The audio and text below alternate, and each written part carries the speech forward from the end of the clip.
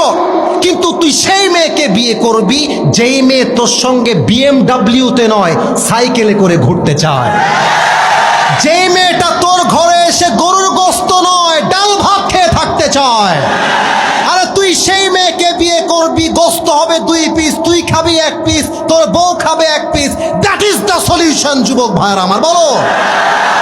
আর মেয়ের বাবা যদি বলে, বাবা তুমি আমার জামাই হও, আমি জানি তোমার টাকা পয়সা কম, তো তুমি এক কাজ করো, তুমি আমার মেয়েকে বিয়ে করে নিয়ে যাও, যতক্ষণ পর্যন্ত তুমি চাকরি না পাবা, ব্যবসায় সফল না হবা, আমার মেয়ে, প্লিজ লিসেন টু মি, শুনবেন, আমার মেয়ে আমার ছিল, আমার খেত, আমারই থাকবে।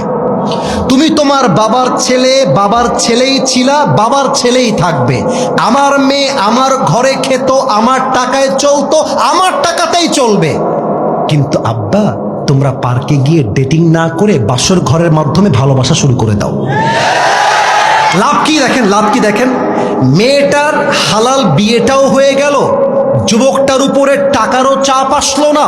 এদিকে যুবক যখন সফল হয়ে যাবে, আর দরকার হলে আমি আমার বউকে হেলিকপ্টারে করে আমার বাড়িতে সাজায় নিয়ে আসবো যুবক ভাইয়ারা আমার।